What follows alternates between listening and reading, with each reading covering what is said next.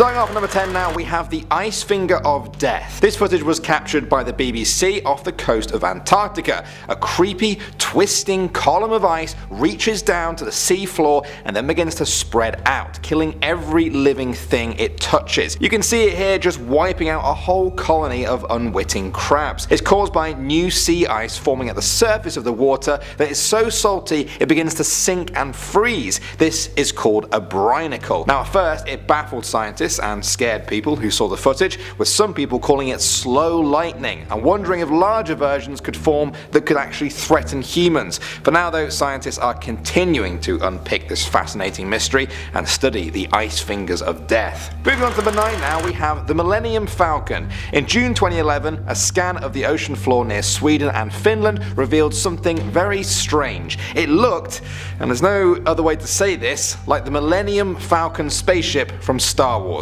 Don't believe me? Take a look for yourself. It was found at the bottom of the Baltic Sea and scientists were absolutely baffled. In the absence of any real answers, people just started coming up with their own theories, which ranged from a simple rock formation to a crashed UFO. Eventually, a team from Ocean X went down there to investigate. At first, they thought it was just a stone cliff, but as they approached it, they realized it was more in the shape of a giant mushroom with rounded sides and rugged edges. It had an egg-shaped hole at the top as well as strange circle formations that looked like small fireplaces. They were even covered in something that looked like soot. The team concluded that it must be a natural formation, but they don't understand how it was formed, especially because no volcanic activity has ever been reported in the Baltic Sea. Do any of you have any good theories? Next up at number 8 now, we have the underwater pyramid. A few years ago, a huge anomaly was found off the west coast of Mexico. To many people, it looked like a pyramid, but deep underwater. Now of course this caused an explosion online among UFO enthusiasts who believed it to be an ancient relic of an alien civilization. It was first spotted by UFO enthusiast Marcelo Igazusta, who was using Google Earth to search for signs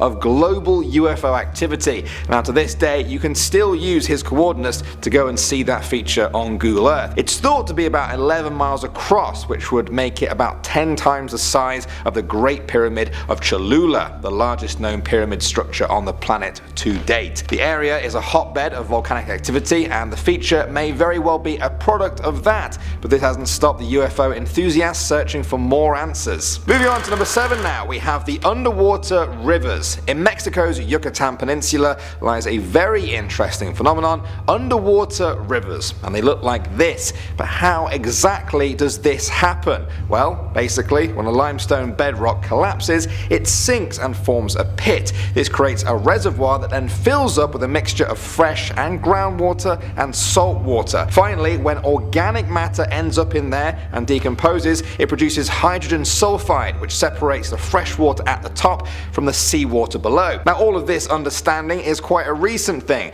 To the first divers that saw this, it simply looked like an underwater river. Next up at number 6 now, we have the Milky Sea. For centuries, sailors who have been out to the most distant parts of the ocean kept reporting a mysterious phenomenon all over the world, the Milky Sea. Miles and miles of pale, milky, glowing water. When they returned, many people didn't believe them or thought they were just mistaken. But in the modern era, sailors are still reporting it. Finally, in 2005, a group of scientists led by Dr. Stephen Miller of the Naval Research Laboratory in Monterey, California, decided to investigate. They studied reported cases and found that on at least one occasion there was a bioluminescent bacteria in the water known as Vibrio harveyi. In order for them to cause the effects that have been described, they would have to congregate in massive numbers, and that is still very much a mystery. There are theories out there, but the Milky Sea story is not over yet. And I think that's really cool. Moving on to number 5 now, we have Pavlopetri. This is an ancient Greek city, thought to be over 5,000 years old. In 1000 BC, an earthquake resulted in the entire city being swallowed up by the sea. The area never re-emerged again, and so it has been relatively well preserved. Entire roads, houses, gardens, temples, and cemeteries are almost as they were the day they were flooded. In 2009, scientists used sonar mapping techniques developed by the the military to make Pavlopetri the first submerged town to be digitally surveyed in 3D. Now scientists have a big task ahead of them to figure out who these people were, what their lives were like, and where did they go when their homes sunk beneath the waves. Next up at number 4 now, we have the giant squid. For centuries, sailors told tales of the Kraken, an impossibly big squid-like creature that lived at the bottom of the ocean, only surfacing to smash up ships and drag sailors down to their watery graves. Although the Kraken has now fallen into folklore, a very real creature may have taken its place, the giant squid. It can grow up to 55 feet long and was never even photographed alive until 2004. Scientists know very little about this creature. They don't know its daily behavior patterns. They don't know whether it comes to the surface or remains deep at the bottom of the ocean all of the time. They don't know how fast it can swim, whether it uses its tentacles to catch prey. They don't even know what it eats or how long they live for. The giant squid may prove to be one of the last mysteries of the ocean, forever lurking below the depths of human knowledge. Moving on to number 3 now, we have the immortal jellyfish. Some humans search for immortality. One species may already have the answer to that. The scientific name for this jellyfish is Turritopsis dohrnii. Its nickname is the immortal jellyfish. Just like every other living thing, it ages, except when it comes to the point where it should start dying, the immortal jellyfish just says, nah. It then reverts back to its sexually immature stage, essentially becoming a child again. Their tentacles retract, their bodies shrink, and they sink to the ocean floor to start their whole cycle all over again. Now scientists still aren't sure about how the jellyfish are able to do this. That's one reason to study them. Another is that if we find out how they're doing this, we could use it to fight old age diseases in humans, or maybe even figure out immortality for ourselves.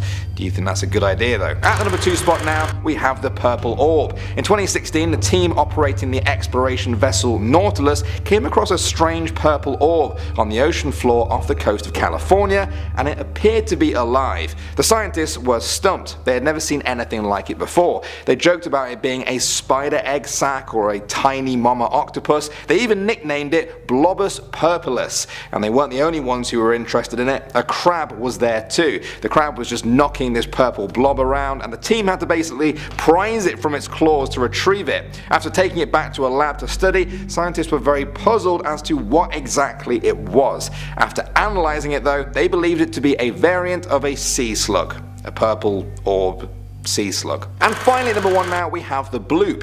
In 1997, the bloop sound was heard deep underwater in the Pacific by multiple listening stations that were thousands of miles apart. Take a listen to the famous bloop.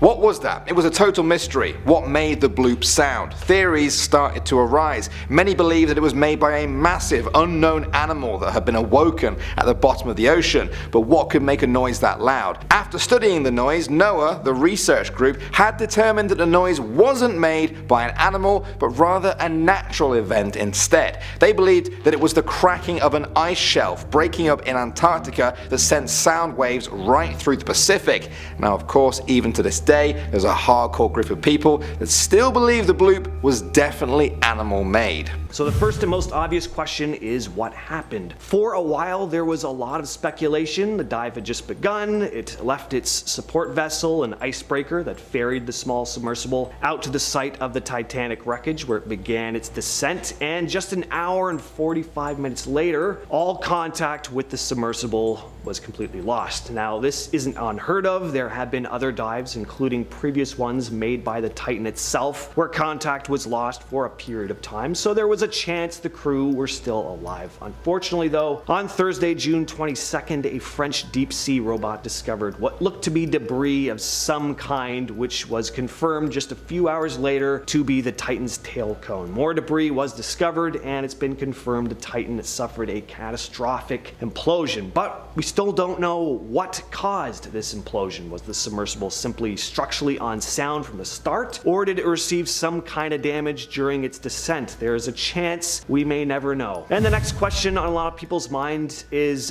what took so long? I'll get to that in a minute, but in terms of the sequence of events, for the first few days of the search, there was hope. The search and rescue teams believed the Titan to either be below the water or somewhere above it, but after Canadian and US Coast Guards had combed the area extensively with ships and aircrafts, it became pretty clear that if the missing submersible was bobbing on the water somewhere, it would have been spotted. So it was determined that the submersible had either sunk or was completely destroyed. So again, why wasn't the debris discovered sooner? Well, first of all, we still don't know exactly when the vessel imploded. Second of all, the depth the Titan was at is very deep. Finding a very tiny submersible like this is extremely difficult, especially when it's in pieces, and there aren't many vessels that can descend to that depth. It's hard to picture just how deep 12,500 feet is. This image here shows some famous landmarks compared to the depth of the Titanic wreckage, which really shows like the sheer scope of this situation. The Titanic wreck is twice the depth of the Grand Canyon. Not only that, but it's incredibly dark and murky down there. Finding a tiny vessel like this so deep down is like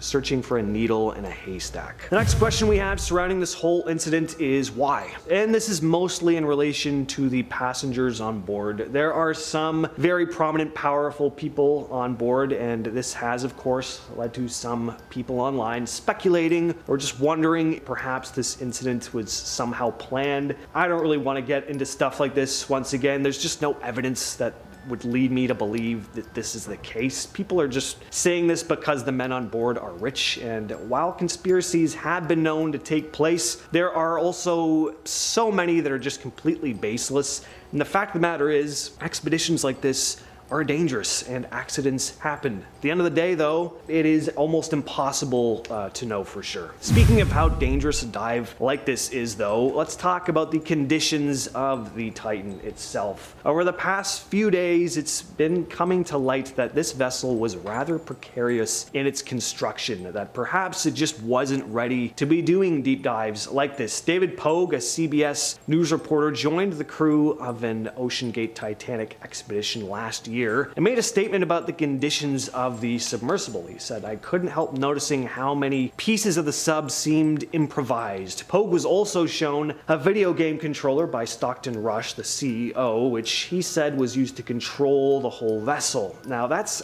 actually not unheard of. These types of controllers are used more frequently than you might think. However, he also read some of the waiver which stated the sub is an quote, experimental submersible vessel that has not been approved or certified by any regulatory body and could result in physical injury, disability, emotional trauma, or death. And that is going to lead us into our next point. Titan was not classed. This means the vessel didn't undergo the proper testing and inspection needed to have it approved as being, up to industry standards. According to Stockton Rush, the CEO, and one of the passengers, unfortunately, aboard the missing submersible, the decision was made in order to avoid a multi-year approval process. Essentially, its rollout was rushed, and Rush has made it quite clear in the past that regulations aren't much of a concern for him. Innovation has always been his main goal, and that regulations often hold back this desired progression, according to him. He stated in a 2019 interview that they have all these regulations, but it also hasn't innovated or grown because they have all these regulations. So next, I want to talk about the fact that OceanGate was actually sued at one point. These concerns about the safety of this experimental vessel haven't just come from people with no experience or knowledge of the subject. In 2018, a former employee of OceanGate, David Lottridge, ended up filing a lawsuit against the company, saying he had been wrongfully terminated after voicing concerns about the Titan submersible. Lottridge is a submarine pilot who made complaints that the Titan wasn't capable of descending to the depths it was being designed for. At the time he voiced his concerns, he was the director of marine operations. It was his responsibility to bring concerns like this forward to make sure passengers and crew would be safe. He refused to greenlight manned tests of the early models of the submersible, and what happened? He was fired, and not only that, he was sued for revealing confidential information about the company, which was a breach in his contract. And this is when Lottridge filed a counterclaim. David Lottridge was fired for being a whistleblower, but why? He was doing his job. Why did the rollout of the Titan vessel need to be rushed, it seems? We'll likely never get a truthful answer from OceanGate. It's not just David Lottridge that voiced his concerns, though. There is another former employee who voiced his concerns about the safety of the Titan. We don't know who this person is, however, as they've asked to remain anonymous, but they were also a former OceanGate employee. This individual was working at the company around the same time as Lottridge was, as an operations technician, and had concerns about the thickness of the Titan's hull and how it would adhere with the glue that was being used. The hull was made of carbon fiber, which they had been expecting to be 7 inches thick. When the hull arrived, though, it was only 5 inches thick. The employee would resign after Rush dismissed several questions and concerns brought forward by a number of employees. So the question here, once again, is why was Rush so dismissive of those who had been hired to inspect the vessel and make sure it was safe? And next we have the noises. A Canadian aircraft, the P-8 Poseidon, had picked up a series of banging noises with the sonar equipment and buoys they had set out. The noises seemed to come in 30-minute intervals. Now, the question is, were these noises coming from the passengers aboard the Titan, or were they just other noises coming from somewhere deep beneath the ocean? There are a lot of sounds down there. It's hard to really pick out one signal and figure out exactly what it is. Search and rescue teams immediately focused their efforts on the area where these sounds were detected, though, and they had hopes at first. Perhaps these sounds were coming from the trapped passengers banging on the hull, but unfortunately, there was still no sign of the Titan, and as to what those sounds were, there have been no definitive answers, and it seems like at this point, we may never know. There are theories, with experts saying it could actually be the Titanic wreck itself causing the noises. A piece of it could be moving in the current, and of course, there's tons of marine life that could have caused the sounds as well down there. Next, we have an interesting statement made by a man named Kevin Williams. In 2021, OceanGate's legal representative formed the U.S. District Court for the Eastern District of Virginia that the submersible had undergone scrutinous testing and was incredibly safe. According to this legal representative, the Titan had undergone, quote, detailed engineering and development work under a company-issued $5 million contract to the University of Washington's Applied Physics Laboratory. But according to the director of the University of Washington's Applied Physics Laboratory, Kevin Williams, this isn't exactly true. Kevin Williams was quoted saying the laboratory was not involved in the design, engineering, or testing of the Titan submersible used in the RMS Titanic expedition, end quote. Apparently, the lab had only been involved with the shallow water implementation of the vessel, so it seems like there's been some shady practices going on with OceanGate. So let's sum this up by talking about safety measures in general, though. I've touched on this throughout most of the video, but it seems as if there weren't many safety measures in place. Diving to such incredible depths is never 100% safe, but the more that's come to light about OceanGate and the construction of the Titan submersible, it seems like it was inevitable that something would go wrong. And on top of all that, no plan in case of an emergency seemed to have been factored in. I mean, and in terms of what you could do in a situation like this, obviously, I'm not an expert, but certainly there should have been more testing on this submersible. But why wasn't there? Unfortunately, at this point, the oxygen in the small craft has most likely run out, and they may never be found. It's a sad, frustrating, and disturbing case. Starting us off in at number 10, let's talk about the ancient computer.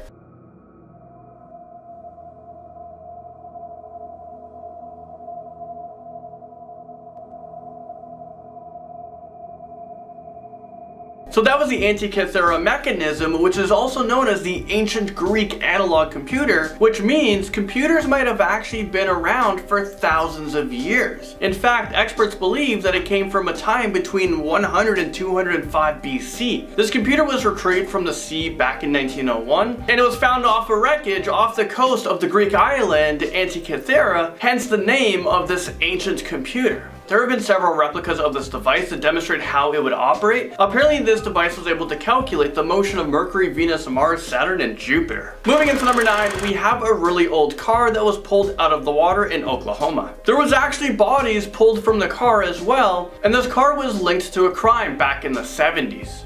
It's consistent with a car accident.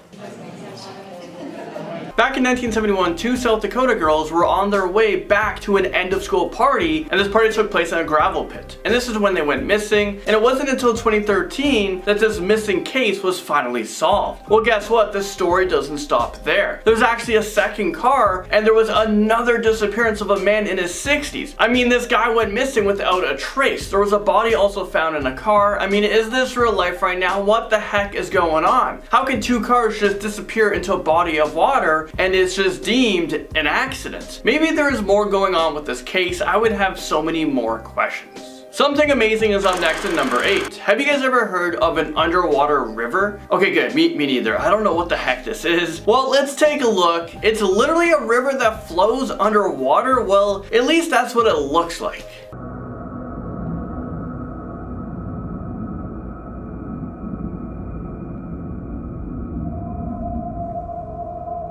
I think this is so trippy, and I'm not sure how it's even possible. Well, that was the Black Sea undersea river that was discovered in 2010. So the discovery of this river wasn't even that long ago.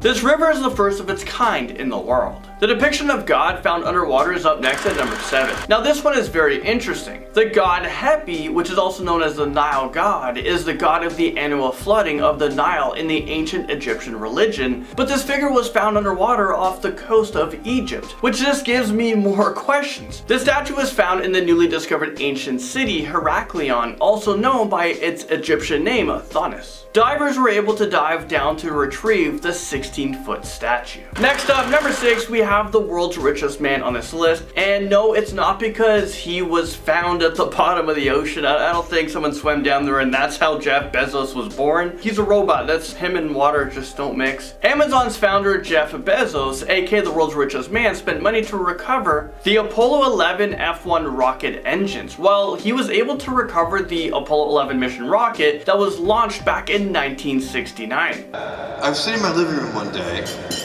and I thought, you know, all of those Apollo F1 engines are sitting there. They're on the bottom of the Atlantic Ocean, and theoretically you could recover them. So yeah, that's exactly what he did, and he donated it to a museum. And at number 5, we have the Stonehenge in Lake Michigan. I'm on a quest to investigate a mysterious pattern of rocks discovered under Lake Michigan that some are calling America's underwater Stonehenge. The original Stonehenge is located about 90 miles west of central London in the country of Wiltshire. Archaeologists believe it was constructed from 3000 BC to 2000 BC, and no one knows how it got there or why it's even there. The Stonehenge in Lake Michigan has the same mysteries that surround it. It's believed that the Stonehenge has been underwater for at least 5,000 years. On one of the rocks there seems to be a carving of a mastodon. Sketching it, once you outline the lines, looks like mastodon. Unbelievable. A mastodon carving on a rock that hasn't seen daylight in at least 5,000 years. Mastodons are distantly related to the elephants about 10,000 to 11,000 years ago. Moving into number 4, we have trucks that were found at the bottom of the water about 42 meters down. There were about 120 large vehicles found, and this was due to a ship that sank back in 1980.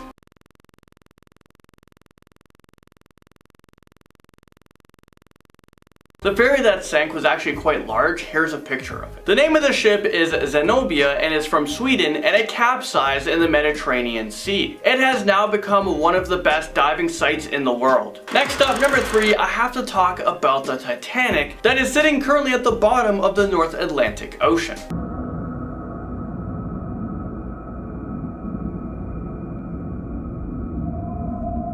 The boat sank back in 1912, which was 107 years ago. More than 1,500 people died from the disaster. The last surviving passenger on board of the Titanic actually passed away not too long ago, back in 2009. This was Eliza Gladys Dean, who was just 2 months old when she was on board the Titanic. I think that this is just incredible, and I have no idea how she even survived. She was the youngest passenger on board, but somehow was among the very few people that was able to survive. She lived until 97 years old, and for the Titanic, I wonder why they're not able to just pull it out of the water and have it featured in a museum. I mean, it's a pretty big part of history, but I'm sure it would cost a lot to retrieve it. Alright, number 2, we have this. Is this real life right now? How would something like this magically appear at the bottom of the ocean? Well, actually, this is confirmed to be man-made. Okay, I was freaking out there for a second. This is actually an underwater museum. This was created by an English sculptor, Jason de Caris Taylor, and these statues have gained a ton of attention, and it's located at the bottom of the Caribbean Sea, not far from the island of Grenada. The first exhibits were placed there back in 2006.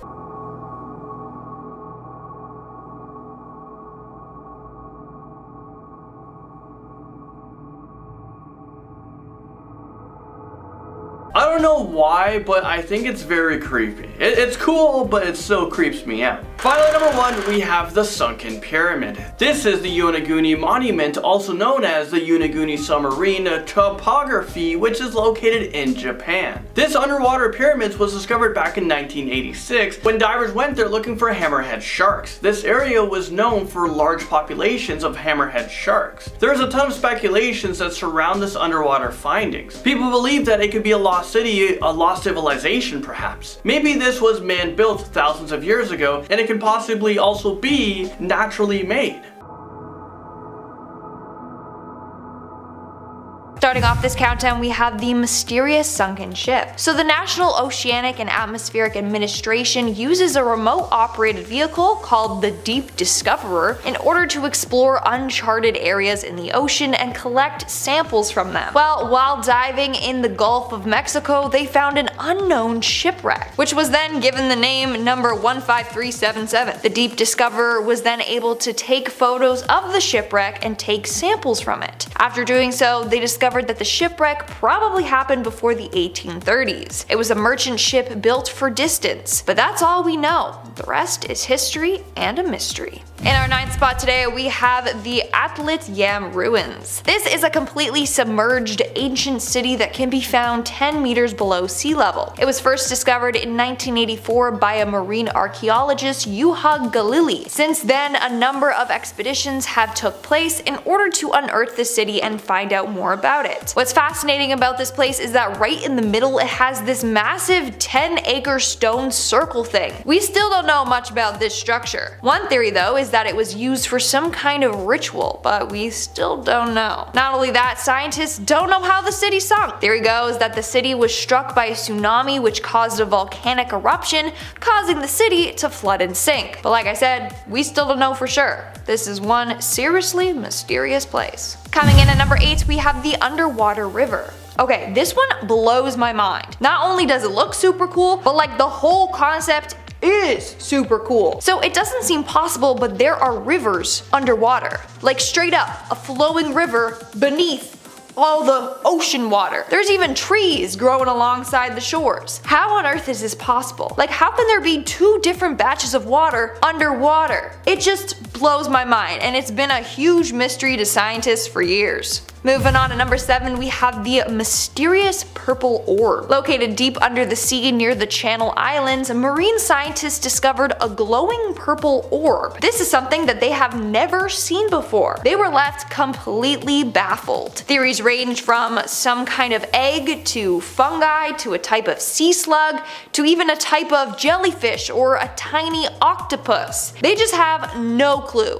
And whatever it is, it hasn't been identified yet. But it is beautiful. That's for sure. Whatever it is. Moving on at number 6, we have the world's oldest city. Back in 2001, the remains of an ancient city were found at the bottom of the ocean off the coast of India. In fact, it was found by complete accident. The divers ended up finding pieces of sculptures, human remains, artwork, and wooden furniture. A piece of wood from the furniture dates back to at least 9,000 plus years ago. Now this was a huge breakthrough because it completely rewrites the history in that area. Now the city is huge. It's basically the size of Manhattan. They have massive walls and plazas, and like I said, the structure dates back to 9,000 years ago, which is 5,000 years older than any city discovered by archaeologists anywhere, and they barely know anything about it. That's why it's hella mysterious. We are now at our 5th and halfway mark with the Lost Road or Highway. The Bimini Road is a rock formation in the Bahamas composed of rectangular shaped limestone blocks. It was first discovered back in 1968 by a diver. In fact, when he reported his findings, he said it just looked like pavement. So then some archaeologists took a dive to see what it was all about. They deemed it man-made as the stones were purposefully lined in a linear formation. The road goes on straight for about half a mile before ending in a slight curve. So now, what's the big deal? Well, obviously, there's something more to this road. Some believe that it actually leads to the lost city of Atlantis. One thing that supported this theory is that back in the late 1930s, prophet Edgar Cayce said that the discovery of a road will lead to Atlantis. He said that it will be discovered in 1968 or 1969. So when this road was discovered in 1968, people were flipping out, being like, this is it, it leads to Atlantis. But we still haven't found Atlantis, so nice. In our 4th spot today, we have the volcanic underwater activity. Volcanic activity underwater? Seems impossible, but alas, it is not. Let's take a look at Loki's castle in the Arctic Ocean. The volcanic activity found here was discovered in 2008 by researchers from the University of Bergen in Norway. They found a field of 5 active hydrothermal vents between Norway and Greenland. It's quite fascinating, and research is still going on to better understand all this. Like I said, the world is just one big mystery, and count how many times I said mystery or mysterious in this video and let me know in the comments below. I feel like it's a lot. Moving on, at number 3, we have the 60,000 ton stone structure. Located in the Sea of Galilee lies a weird cone-shaped stone structure that weighs 60,000 tons. It was first discovered in 2003 by a team of researchers doing a sonar survey of the sea. When they found it, they sent divers down there to check it out. That's when they found a very odd and massive structure. It's said to be nearly 10 meters high and 70 meters wide. Now, there's a lot of theories about this structure. One is that it was made to mark a grave. 2, it was made on land, but then it got submerged after sea levels rose.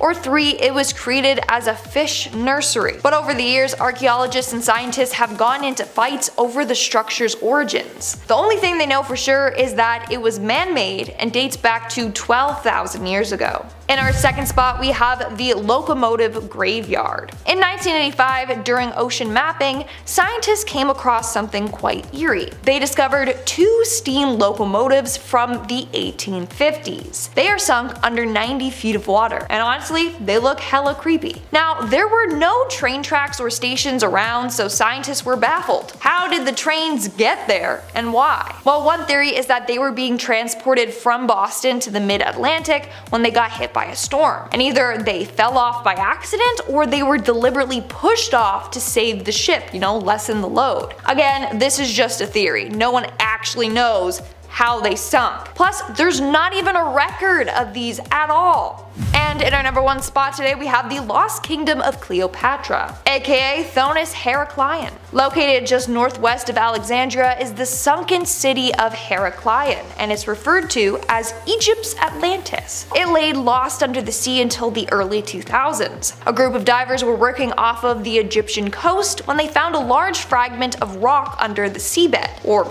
so they thought. It was just rock. When they brought it out of the water, they found it to be a sculpture of the Egyptian god of fertility, Hapi. After this discovery, they madly went to work exploring the area. They ended up discovering pieces of pottery, ancient coins, jewelry, busts, and ruins of temples. How the city ended up underwater is still a mystery. One theory is that it has to do with the rising sea levels and crumbling foundations of the city, causing it to slide into the Mediterranean Sea. Starting off this countdown, we have the giant cannibal shark.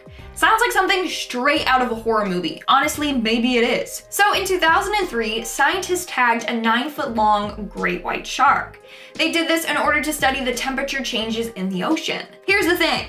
Several months later, the tag washed up on shore. The shark, nowhere to be seen. They checked the information on the tag, and that's when they were shocked. About 4 months after the tag was put on the shark, it dove to around 1,900 feet.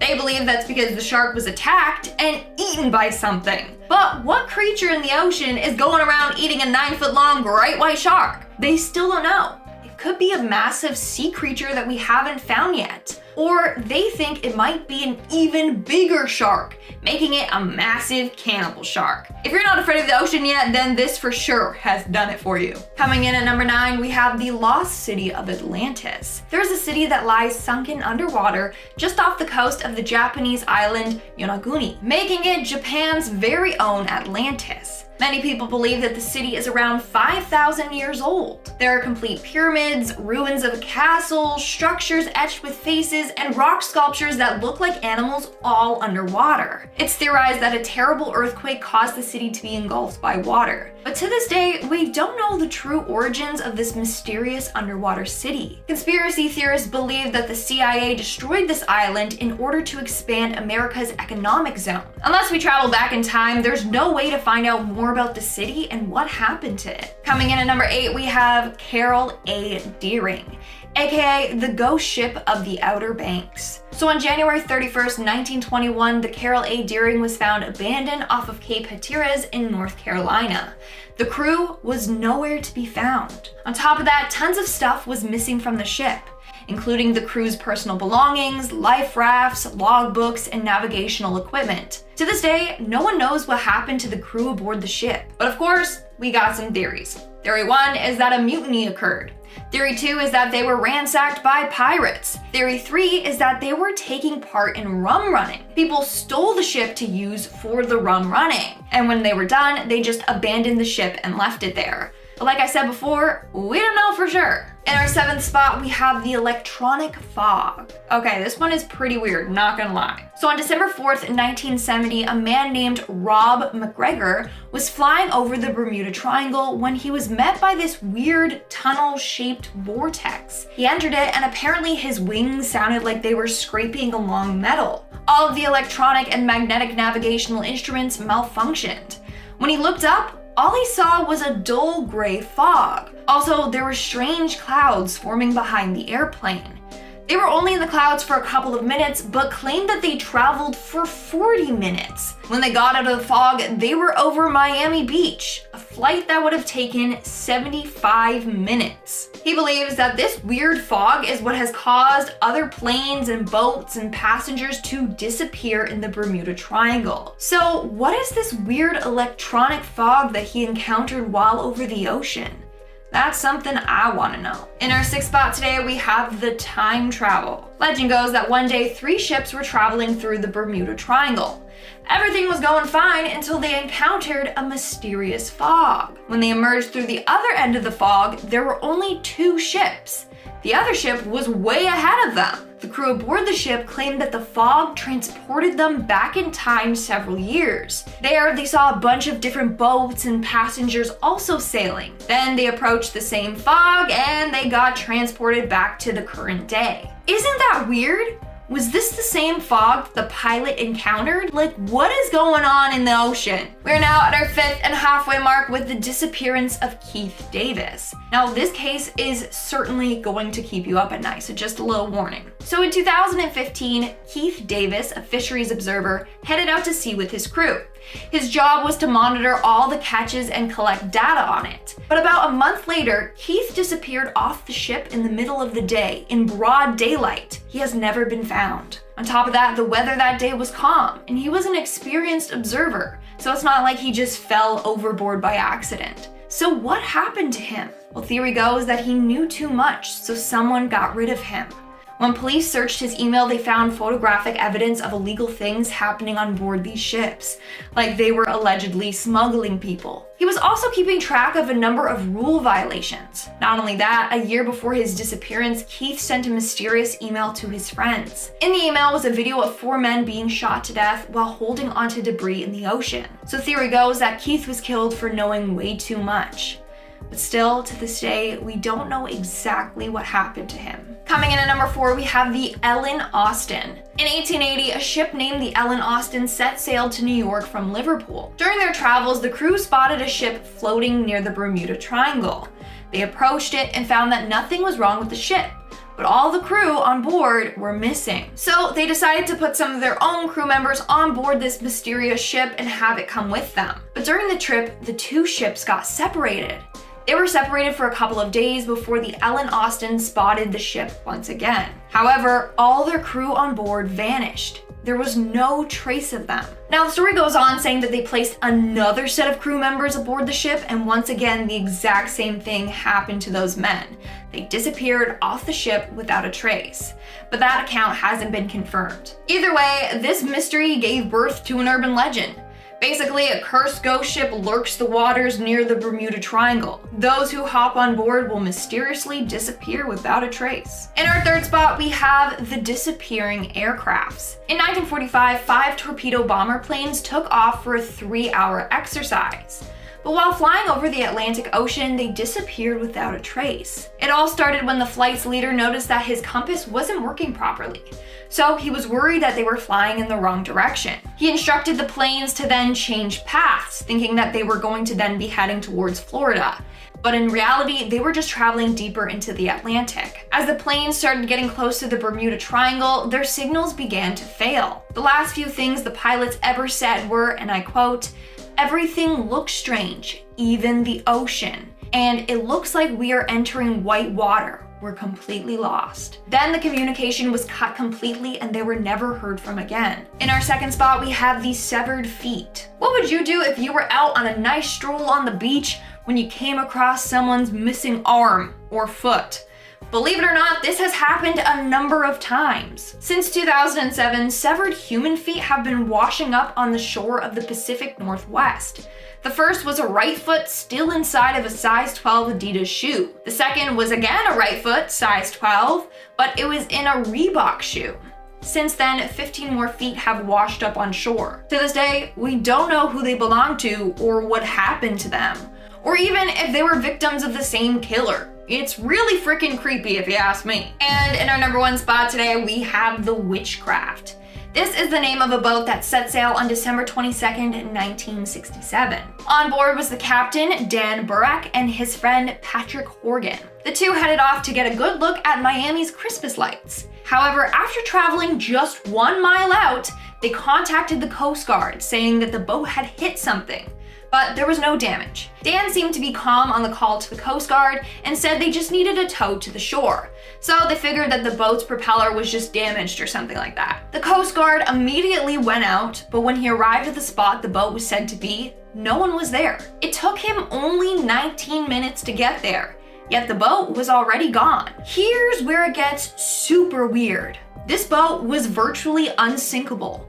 Not only did they have life jackets and lifeboats on board, but the boat had a special flotation device installed in it. This made it basically unsinkable. So even if the boat started filling with water, part of it would still be sticking out of the water, so the Coast Guard would be able to see it. And also, they had flare guns on board with them, so if something serious started to happen, they could have set those off.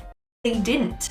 The boat and the 2 friends on board just disappeared without a trace, and to this day have never been found. In our number 10 spot today, we have the upsweep. We all know how little we know about the ocean, and that includes what kinds of creatures lie in it. So while this mysterious sound out of context probably wouldn't be that freaky, when put into this situation it becomes quite a bit more eerie. This sound is referred to as upsweep, and it was caught when the Pacific Marine Environmental Laboratory started its sound surveillance system in August of 1991. The sound is apparently more seasonal, with its peaks in spring and fall, but it is unclear if the changing of seasons is responsible for this sound, or if it's coming from something that lurks in the ocean and remains undiscovered. Just for reference, here is a clip of that sound played at 20 times the original speed.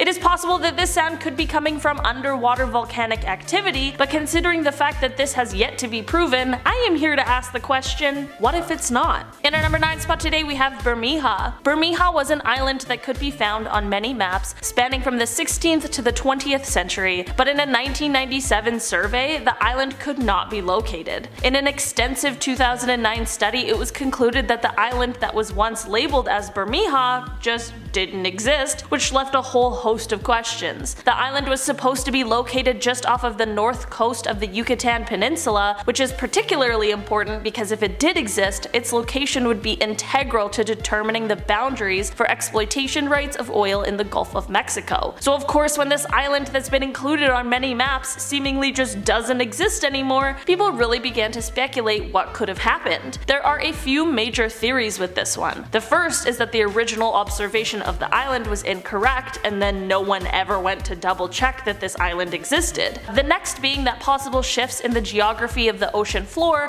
along with rising sea levels were the cause for this island to completely disappear. The third theory is the most mysterious out of them all, and this is the theory that the island was blown up by the CIA so as to expand the economic zone belonging to the United States. It certainly is not an easy thing for an island to just disappear, so it truly is quite a large mystery about what exactly happened here, and at this point it is unclear if we'll ever know for sure. In our number 8 spot today we have the Sarah Joe. The Sarah Joe was a fishing boat that departed from Maui in February of 1979. There were 5 crew members aboard the boat, and when they left around 10 AM that day, the skies were perfectly clear, but while they were out at sea, the wind began to change and they ended up encountering a horrible storm. People on shore who were rightfully worried about the crew headed to the shoreline to try and wave the boat back in, but they were unable to locate the boat at all. One of the passengers' fathers even went out on a separate boat in the middle of the storm to try and see if anything could be done or if he could at least locate the ship,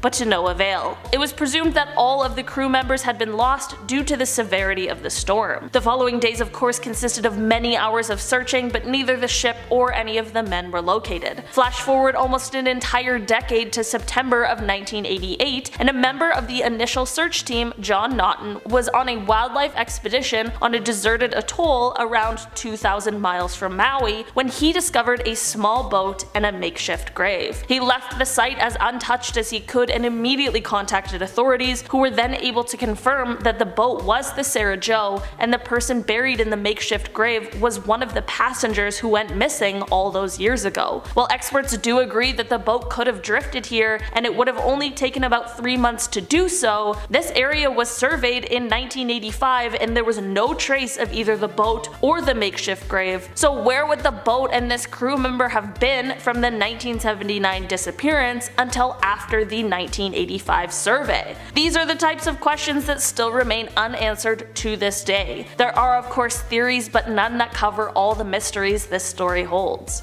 In our number 7 spot today we have the Yonaguni Monument. Just off of the coast of Yonaguni in Japan, there is a diving location that has a high population of hammerhead sharks, making it a large and popular attraction. In 1986, a diver in the area noticed some formation on the seabed that resembled a structure of some sort. This led to a team of scientists going on a dive to gather more information, and this is when the Yonaguni Monument was officially discovered. The monument is made of sandstone and mudstones, but here's the mysterious thing. Scientists can't agree on its origins. There are some who believe that this is a natural formation, but there are some who swear that it is man-made. The stairs are over 165 feet long and 65 feet wide, which obviously means that they are strikingly huge. There are pretty reasonable arguments for both sides, and considering the fact that this thing is at least 10,000 years old, I guess it's fair that we may not have all the answers, but it certainly is strange that we can't quite figure it out. At the end of the day, I really don't want to meet whatever thing would need stairs this large.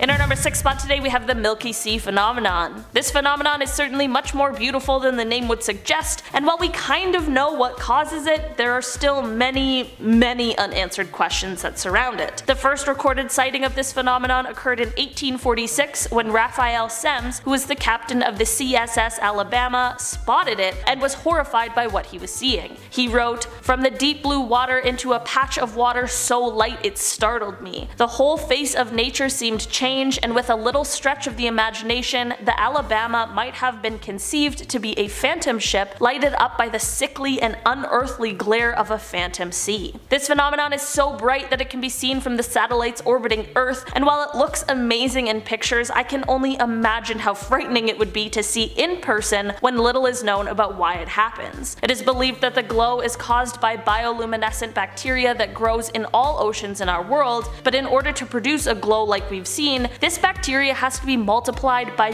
billions of trillions, and we don't know how or why this happens. Also, we don't know for sure if that is what is responsible for the glow, it's just our current best guess. Just for the sake of our expansive imaginations, let's say that it really is this bacteria causing the glow. Why does it come to the ocean surface? Why in such great numbers? Every time this happens, it's at unpredictable times, locations, and sizes, so basically it remains a strange but stunning ocean mystery. In our number 5 spot today we have the SS Beichimo. The SS Beichimo was built in Sweden in 1914 and it belonged to the Hudson's Bay Company. This ship was used to trade provisions for pelts in Inuit settlements along the Northwest Territories of Canada. On October 1st, 1931, the ship was ending its trading run and was packed with fur when it became trapped in pack ice. The crew decided to briefly abandon the ship and they traveled over the ice to the nearest town for shelter. Because of the location and the time, it wasn't exactly going to be simple for everyone to be rescued. On October 15th, the Hudson's Bay Company sent an aircraft to save 22 of the members, but 15 remained and began to prepare in case they needed to stay the winter. Because the ship couldn't be heated, the remaining crew members would return to the ship every few days to chip away some of the ice, but also to grab essential items from the ship. On November 24th, there was a powerful storm, and once it had cleared, the Beichimo was gone. The remaining crew assumed that it had sunk, but this is really where our mystery gets started. An Inuk hunter spotted the ship around 72 miles from the camp the remaining crew members had set up, and somehow they ended up locating it, removing the rest of the valuables, and then abandoning it for the last time because it was believed that this ship wouldn't last the rest of the winter. After the rest of the crew was finally rescued, the ship ended up being spotted around 480 miles from its previous sighting. For 40 years after, the Beichimo was frequently spotted floating in different locations, sometimes even providing people with shelter during storms, but was never once captured. In 2006, the Alaskan government began to work on a project to find the Beichimo, but since the most previous sighting, she has never been located again. While the ship is now presumed sunken, it would have been the longest sailing ghost ship of all time. Ships rarely survive for nearly as long while being unmanned, especially in the crushing icy waters. We still haven't found the wreck of this ship either, so perhaps it is still out there floating somewhere.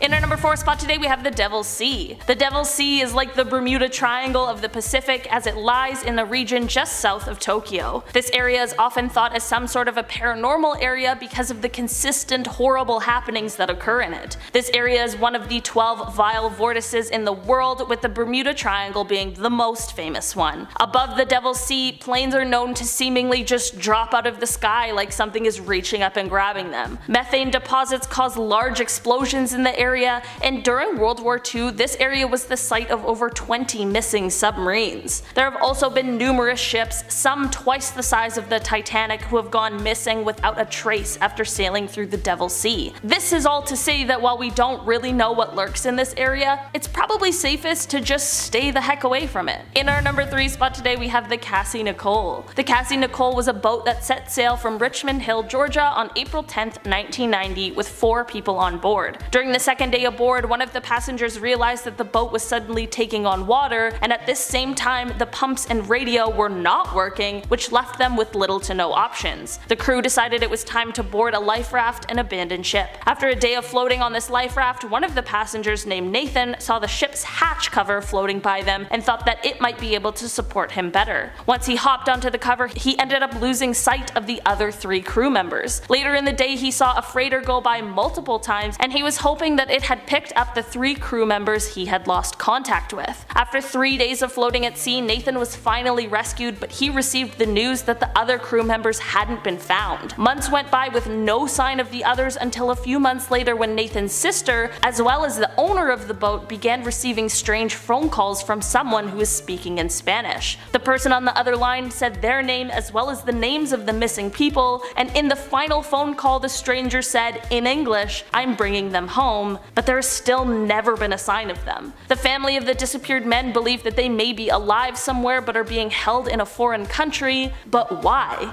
And why would someone say that they were bringing them home only to not do that? In our number 2 spot today, we have the loneliest whale. This whale has been nicknamed the loneliest whale in the world, but the truth is, we don't really know if that's true because we've never actually seen it. This whale, which we don't know if it's a male or a female, or what whale species it belongs to, sings its song like no other whale does. The whale was first heard in 1989 on a hydrophone, and while the calls were most similar to that of a blue whale, there was one striking difference, and that was the frequency of the calls. This whale calls at 52 Hz, with regular blue whales calling between 10 and 40 Hz. Even fin whales are usually heard at 20 Hz, so it's just left everyone stumped as to what could be going on here. A researcher named Bill Watkins dedicated his life to trying to reveal what exactly is going on here, and while he passed away in 2004, he found that this whale was not only unusual, but totally unique. The biggest challenge is the fact that we cannot locate this whale. Their calls can be heard for hundreds of miles, and trying to find one single whale in the vastness of the ocean is next to impossible. Many people have suggested that perhaps the whale is deaf, and this is what has led to its unique song, but of course, without the whale, how could we possibly know for sure? In our number 1 spot today, we have the French sailors. Yves Emmanuel Payne and Laurent Hernas were French sailors who were hired to sail a boat to its new owners. Their trip would see them departing from Annapolis, Maryland and heading to Guadalupe, but when they never arrived at their destination, searches quickly began. Unlike many of the other stories similar to this one, there were actually sightings of this ship, most of them occurring along the intercoastal waterway, which was far off from the course the ship was intended to take. Along with these sightings came the frightening news that the witnesses claimed to see a third man on the boat, which made people begin to believe that it had been hijacked, which wouldn't have been all that surprising considering the state of the art vessel they were on. Despite these sightings, the boat was never found, and neither were the men. To add even more strange occurrences to this story, however, around 2 months after the disappearance, a police officer in South Carolina pulled over a speeding car. After a sort of strange encounter with those in the vehicle, it was later discovered that 2 of the 3 men in the car were the missing Yves Emmanuel and Laurent, but at this point, they of course had already been released. What exactly happened here has never been fully discovered, despite this all happening in 1991. Were the sailors kidnapped? Were they part of an elaborate plan to steal the ship, despite their loved ones saying that they would never do such a thing? It all remains a mystery. Number 10. Waterworld. Now, if you've seen Avatar 2, this first one on today's list will get you pretty pumped. Could this be Jake Sully himself? Can we help him? What do we do? Can I be a big blue guy? Be a dream come true. Scientists have recently discovered a planet completely covered by ocean water. It's just one big blue ball floating in the sky. Now, it sounds exciting and haunting all at the same time. I'm not a big fan of ocean, so this is just bad. Or space. I don't like either. This is a mix of both. It was first spotted by NASA's space telescope TESS, which is the Transiting Exoplanet Survey Satellite, TESS, which, as its name hint towards, surveys the entire sky to find, hopefully, exoplanets around nearby bright stars. Some interstellar stuff going on there. Why do we need to know, right? Are we moving? Lo and behold, orbiting a star 100 light years from Earth lies a water planet in a habitable zone of space, where its temperature would be just right for liquid water to exist on the surface, and apparently might be a tropical paradise. I don't know, looks kind of fun. Astronomers have called TOI 1452b, that's the name of the planet, the best ocean planet candidate discovered so far. I don't know, should we move? I'm not a big fan of water. This sounds like the worst place for me. TESS observes a slight decrease in brightness of a star in a binary star system every 11 days, and then after more than 50 hours of observation, they estimated the planet's mass at nearly 5 times that of Earth. So yeah, it's massive. There's plenty of room for all of us to drown. Number 9. Slow Down. Let's come back to our world, shall we, for the next few? Slow Down was recorded on May 19th, 1997. Now, this signal was picked up in the equatorial Pacific Ocean, just in the middle of nowhere, which is the odd part here. So the National Oceanic and Atmospheric Administration, NOAA, they picked it up not once, but several times every year since its initial discovery. Now, our best guess as to what the sound is maybe, hopefully, moving ice in Antarctica. But the fascinating part here is that the sound decreases in frequency over time. So something's changing, something's moving around. Like that fan up there, it's moving around, something's in that fan. It's like there's a guy up there, I'm pretty sure. It takes about 7 minutes in total, so we can't include the entire clip or else you'd be pretty bored in this video. But here's that clip 16 times as fast, so you know what we're talking about. So you know what we're talking about.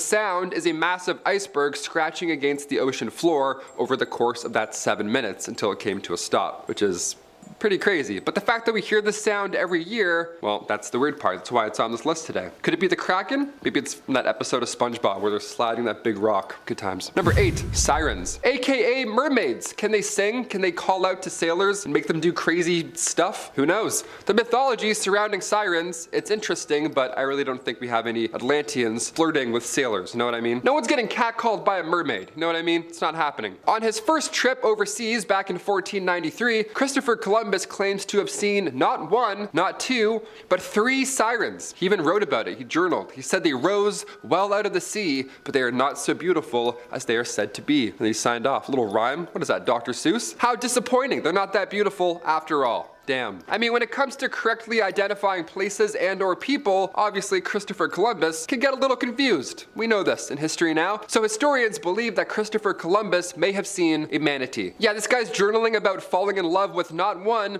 not 2, but 3 manatees. He's like, I wish. If only they loved me back. What an idiot. Yeah, Chris, those were manatees. Their skin is pink and fleshy, so I guess it's a fair mix-up. But, you know, historically, sirens have been known to call out sailors, but, I mean, I don't think this wasn't that case. Number 7, quacker. Now, when I first read about this one, I thought it said Quaker the entire time, like the ground was perhaps splitting open, like an earthquake. That would fit in with this list, right? No, Mother Nature sending loud signals from below. Apparently, I was reading it wrong. The quacker was heard during the Cold War. It was heard while Soviet Navy ballistic missile submarines were all heading through the North Atlantic and Arctic waters. Now, at some point, they heard quacking. Yeah, quacking, like a duck almost, some sort of deep ribbit. Now, whenever a submarine passed this specific area, this loud quack would come from deep below. It came from an object that was moving around, so that's the concerning part here. Was this a big duck? I don't think so. But what was it? That's the whole thing, right? I certainly hope it wasn't a big duck. The Soviets thought that they overheard secret US tech. You know, the deep sea duck. I've heard rumors about this. We gotta get out of here. No, we have no idea. There were still no answers provided. Scientists currently believe that it came from a giant squid, which is way more terrifying than a duck. And it's also somehow more alarming than the ocean floor cracking open. For me, I don't know. Cracking open, cracking, crack, oh shit. Number 6, sounds of Marianas Trench. Okay, hold your breath for this next one, folks, and turn the volume up. Why not? The Challenger Deep is the deepest known point on Earth's seabed. My ears are popping just thinking about this already. This is a nightmare. The Challenger Deep is, of course, located at the south side of the Marianas Trench in the Pacific. Now, you may not witness this depression up close at any point in your life, but thanks to the internet, now you can hear it. Scientists recorded around 23 days of material on the ocean floor. And it's not just bubbles, it's more trouble. You know what I mean? There's a lot going on down there. Only 4 manned missions have ever been this deep, the last one being 2012. Now the results here were pretty surprising, being as deep as they were. The sounds were honestly haunting. Oceanographer Robert Ziak was leading this project, and many of these sounds recorded were those from the surface. Which is a weird thing to say, but hear me out. Sound travels quite a ways, and to quote Ziak, the ambient sound field is dominated by the sound of earthquakes, both near and far, as well as distant moans of baleen whales and the clamor of a Category 4 typhoon that just happened to pass overhead. So yeah, it's a lot happening at once. Take a listen. Number 5, mystery boom. Boom, boom, boom? Question mark? This one here was pretty recent. Early 2021 in San Diego, residents reacted to what sounded like a sonic boom. Windows were moving, doors were rattling. A lot of San Diego heard and actually felt this thing. But what was it? Many don't know. Nobody knows. At this point, many believe it was an earthquake. You know, being in San Diego and all, that wouldn't exactly be shocking. But this hits the point home even further. These residents here are used to earthquakes. This was entirely new. This was something they've never felt before, and obviously it was concerning. No earthquakes were reported at the time, and the Marines didn't speak up about anything. And if it was a sonic boom from a plane, well, they would have to tell you. And also, they're not allowed to do it that close to the coast. You can't sonic boom a family of 4 trying to have a beach day because you want to do some tests. That's not gonna happen. So what was it? Our best guess is that this boom came from, you guessed it, the ocean, which is way more concerning than a thunderstorm or a jet. What's down there? What's rattling? Earthquakes? Kraken? I think it's the Kraken. Number 4, the whistle. Who would have thought that a whistle would be terrifying? Me.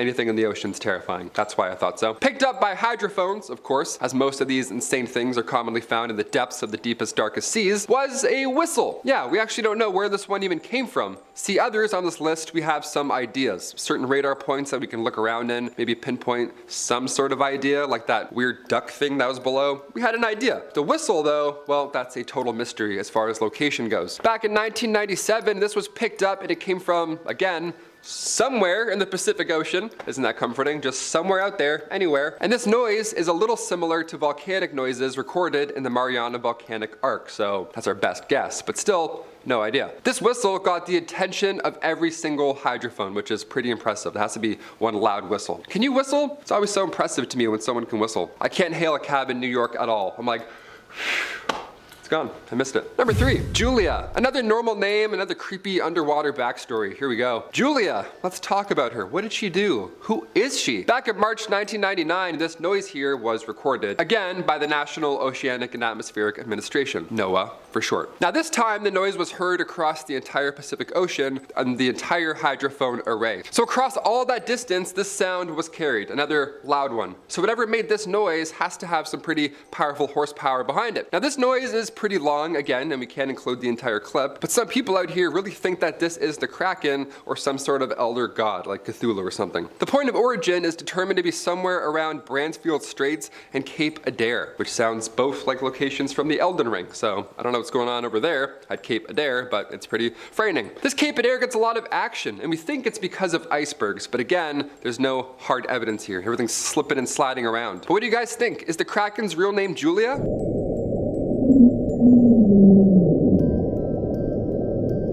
I vote yes. Number 2, 52 Hertz whale. I love whales. They're the closest thing to a dinosaur, in my opinion. They're underwater. They're like the nicest thing about an ocean. They're so soft and slow and beautiful. Also terrifying, but beautiful. Complex creatures. Complex creatures that we should leave alone, especially the 52 Hertz whale. Definitely that one. What's going on? There's a documentary about this whale, specifically about their sound. Joshua Zeman made a documentary about, I'm not gonna lie, the loneliest whale on the planet. Sounds pretty depressing, and believe me, it is, but it's equally as interesting. See, for decades now, we've heard this sound, and now this film, called The Loneliest Whale, The Search for 52, has people crying, but now we have some answers. How do we find the loneliest whale? And also, why is he so lonely? What did he do? What happened? We all deserve love. Back in 1989, the US Navy first detected the sound that measured in at more than twice frequency of a normal, healthy whale call, so it got their attention, right? What is this? Originally, what got them intrigued was the fact that this could have been a military mechanical sound, of course. Then they thought, well, maybe it's an animal, because it's moving around a bit. Perhaps it's a hybrid dinosaur. We've never heard this sound. No, it's just a lonely, sad whale. But why is its frequency scaring away so many possible friends and mates? Well, we don't know. Again, maybe it can't whistle. Like me, that's why. And finally, number 1, crop circles. We'll finish off with a cute one, I guess. Why not, right? Although I'm arguing that this one is still pretty terrifying. Crop circles on the ocean floor. Aliens confirmed, my friends. They were first spotted back in 1995, right off the southern coast of Japan, and for 16 years, these things were blowing the minds of divers. And I absolutely can see this. Like, nobody knew where these signals were coming from. There would be one a week, just these weird symbols, these alien symbols, hieroglyphics underwater, and then the next week, they would be gone. Tiny aliens or cute tiny pufferfish? That's right, the latter. In 2011, one of these dudes got caught in 4K, and it's one of the weirdest things I've ever seen. These male pufferfish, they try and lure in all these ladies by making art on the ocean floor. You know, some birds dance like crazy, while some fish make art. Yeah, those are animals that we live with. Deal with it, I guess. The thing that baffles me here, concerns me really, if anything, is that the pufferfish uses a shell. Like, he uses a tool to carve away his emotions. That's crazy. I didn't know fish could do this. I'm really blown away here. I'm not sure what this symbol means here, but it's signaling something. It's signaling maybe love? I don't know. We could all use some of that, no? Number 10, hagfish. These creatures are absolutely disgusting. I cannot even tell you. Hagfish are eel-shaped, slime-producing marine fish. They are the only known living animals that have a skull but no vertebral column and are jawless. All living hagfish remain similar similar to hagfish from around 300 million years ago, aka they are very old. These creatures consume the decaying carcasses of other sea creatures by burrowing into them with tooth-like structures. They are also known as slime eels because of the goop their bodies produce to ward off predators. Scientists estimate that there are 76 species of hagfish, which can grow up to be 16 and 40 inches long. Some live as deep as 5,600 feet below the water's surface, and thank God, because I would never want to come face to face with one. Number 9. Giant underwater pyramids. Off the coast of Portugal in the Atlantic Ocean is an anomaly that experts have been unable to fully understand or explain. Picked up by oceanic GPS technology, measurements of a structure were found, leading researchers to believe that 2 giant pyramids of ancient times sit underwater thousands of feet below the surface. The GPS data received back has the structures with a base of 8,000 square feet and about 150 feet tall, making these pyramids pretty giant in size. But there's very little explanation into their existence, leaving it all up entirely to speculation. The pyramid has been underwater for about 20,000 years, and considering this is around the time the last ice age, where glaciation was melting from its peak, whatever civilization, human or not, was around before the ice age could be responsible for building the pyramids. While the Portuguese Navy still hasn't determined its origins, many might question why this hadn't been first reported sooner than late 2012. That is suspicious and also scary. Number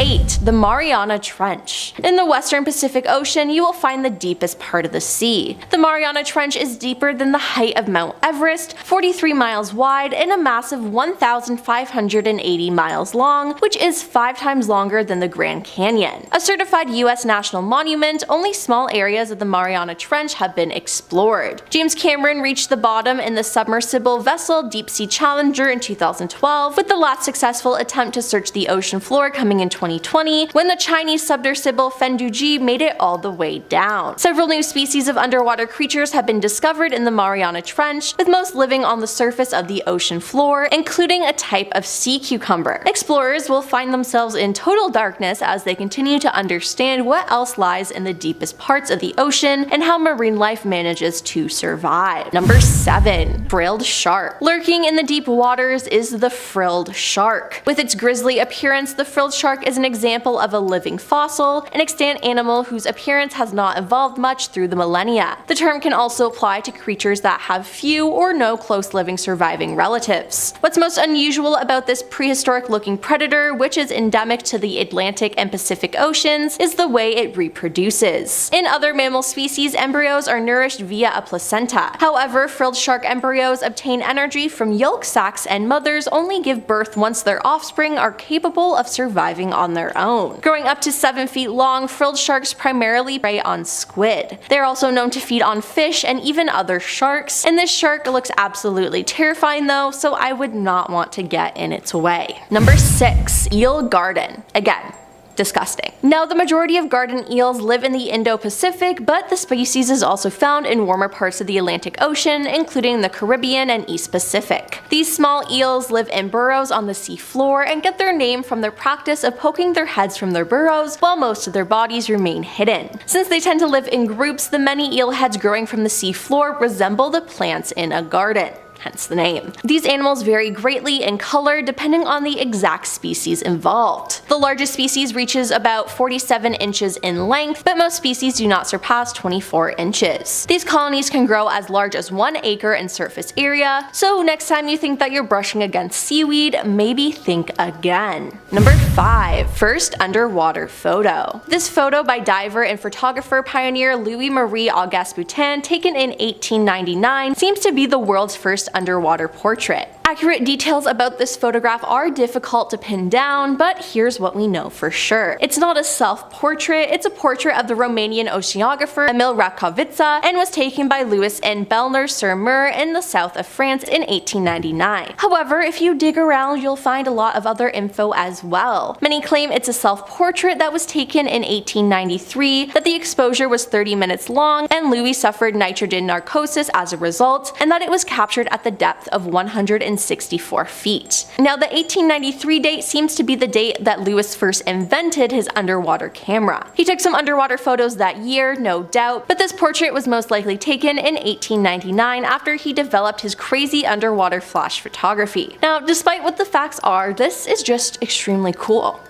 Number 4. Point Nemo. Point Nemo refers to the area of the South Pacific Ocean, around 34 times larger than France, in which marine life is thought to have hardly evolved. Its remoteness and weak ocean currents meant that there are not enough nutrients in the water for more developed, larger wildlife to survive. Now, to picture how just large this zone is, you need to know that the nearest lands to Point Nemo are 2,700 kilometers away. The closest humans to Point Nemo don't actually travel by boat. They are the astronauts in the International Space Station, who fly just under 400 kilometers above the zone. But that's not all. Space agencies are very familiar with Point Nemo. They use it when calculating the trajectory of re-entry during their deorbiting process. It is where decommissioned spacecrafts go to die. For example, when the Russian space station Mir was decommissioned, the oceanic pole of inaccessibility, aka Point Nemo, was chosen as the spot for it to crash to land to ensure the debris generated by its re-entry into Earth's atmosphere didn't cause damage on land. As a result, a spacecraft cemetery has been created over the years around Point Nemo. NASA favors it for its final resting place of the International Space Station, which must be dismantled or reconfigured in 2024, but the US agency also plans to dump the space telescopes currently spearheading space-based astronomy in the region of the South Pacific. Number 3. Titanic. The wreck of the Titanic lies at a depth about 12,500 feet, about 370 natural miles south-southeast coast of Newfoundland. It lies in two main pieces about 2,000 feet apart. The bow is still recognizable with many preserved interiors, despite deterioration and damage sustained hitting the sea floor. In contrast, the stern is completely ruined. A debris field around the wreck contains hundreds of thousands of items spilled from the ship as she sank. The bodies of the passengers and crew would have also been distributed across the seabed, but have since been consumed. In 1985, the wreck was finally located by a joint French-American expedition led by Jean-Louis Michel of Ephemer and Robert Ballard of the Woods Hole Oceanographic Institution. The wreck has been the focus of intense interest and has been visited by numerous expeditions. Controversial salvage operations have recovered thousands of items, which have been conserved and put on public display. Now, many schemes have been proposed to raise the Titanic, including filling the wreck with ping pong balls, injecting it with 180,000 tons of Vaseline, or using 500,000 tons of liquid nitrogen to encase it in an iceberg that would float to the surface. However, the wreck is too fragile to be raised and is now protected by a UNESCO convention. Number 2. The Arch in the Blue Hole. The Blue Hole is a submarine sinkhole with a maximum depth within the hole of just over 328 feet. There is a shallow opening to the sea around 20 feet deep known as the Saddle, and an 85 feet long tunnel known as the Arch, whose ceiling is at a depth of 181 feet and whose bottom falls away as it reaches the seaward slide to about 394 feet. On the seaward side of the floor, it drops steeply to over 3,300 feet. Now, the Blue Hole is possible for free diving because of the depth directly accessible from shore and the lack of current, but this famous dive site is said to have the most diver fatalities in the world. The Blue Hole itself is no more dangerous than any other Red Sea dive site, but diving through the Arch, a submerged tunnel, is an extreme dive that has resulted in many accidents and fatalities. The number of Blue Hole fatalities is not accurately recorded, but one source estimates 130 divers died during the 15-year period from 1997 to 2012, averaging over 8 per year, and another claims as many as 200. The Arc represents little problem for suitability, equipped, and competent technical divers. The main challenge is gas management because any delays or errors at this depth,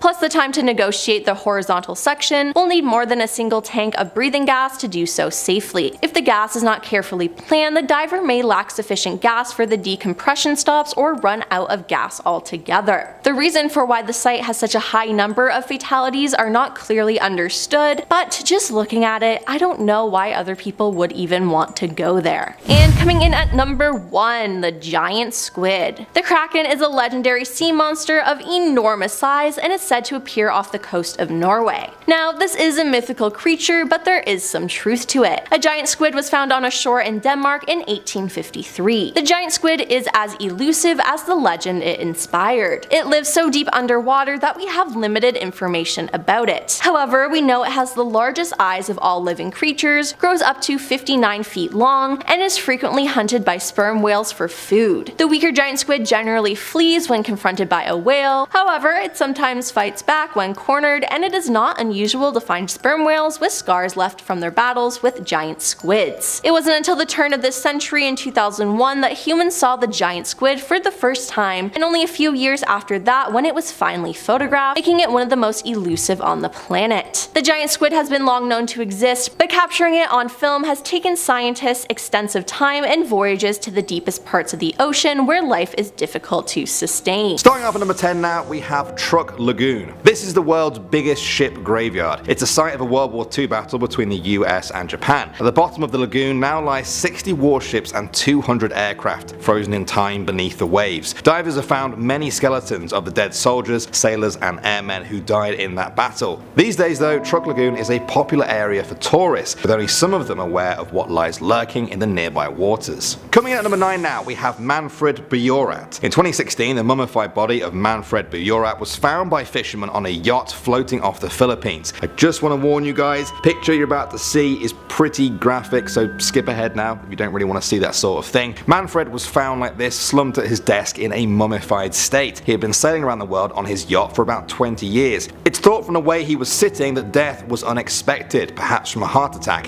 His mummified state may have been caused by the dry ocean winds, hot temperatures and salty air. Alright, next up at number 8 now, we have the Gulf of Corryvreckan. This is a constant, massive whirlpool of death off the coast of Scotland. It's caused by a series of complex tidal forces and geology that combine to create this swirling pool of death. A documentary team once equipped a mannequin with a life jacket and a depth gauge. They threw it into the whirlpool where it was sucked down. They wondered if it would ever come back up again, but eventually it did. The depth gauge told them it had been all the way down to over 650 feet. So yeah, don't go near that thing. Ever. Alright, moving on to number 7 now, we have the Korean ghost ships. Every year, ghost ships with bodies show up on Japanese shores. When this first started happening a few years ago, everyone was confused as to exactly where they came from. Then it became clear they were coming from North Korea. At first, people thought the bodies were fishermen who were trying to escape North Korea, but when some ships were found with live crewmen, the men said they wanted to be taken back to North Korea. It turns out the ships are just old and keep being pulled out to sea with no GPS to get back.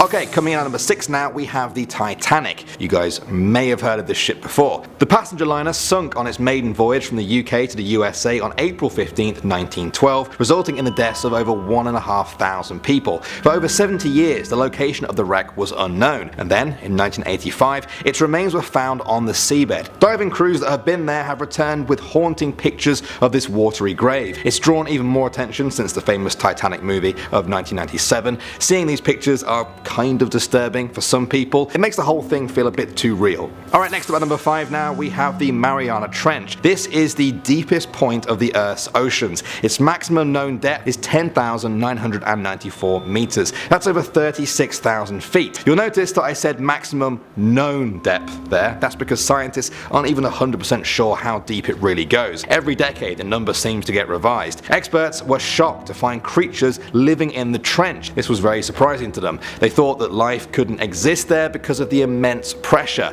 The fish and crustaceans that have been found in these mysterious depths look just as strange as you'd expect. His name is James Cameron, the bravest pioneer. No budget too steep, no sea too deep. Who's that? It's him, James Cameron. Alright guys, moving on to the number 4 spot now, we have the Great Blue Hole. This is a giant sinkhole off the coast of Belize in Central America. While the edges of the hole are relatively shallow, the hole itself plummets to a depth of 407 feet. The formation of it has taken place over the past 153,000 years. At one point, it was just an open air cave before being flooded by seawater. Divers are allowed to visit it if they have 24 hours of diving experience. However, many people are put off by the ominous feeling of the depths below them. Alright, next up at number 3 now, we have the ice finger of death. The real name for this phenomenon is called brinicle. It's a downward growing hollow tube of ice of descending salt water that forms in extremely cold ocean temperatures. The icy finger will work its way down to the bottom of the shallow water, and when it gets there, it spreads out to freeze everything in its path. The BBC actually captured some incredible footage of it doing just this. Starfish and sea urchins were frozen solid when touched by the icy finger. Moving on to the number 2 spot now, we have the anglerfish. It's widely agreed that this fish is perhaps the scariest fish in the ocean. At first glance, the anglerfish already look scary. They live in complete darkness, about a mile underwater, in an area known as the midnight zone. They use a lure on their heads that's lit up by bioluminescent bacteria to attract other creatures. Its prey think they found a shiny fish in the ocean depths to eat, but when they get close, the anglerfish is there to greet them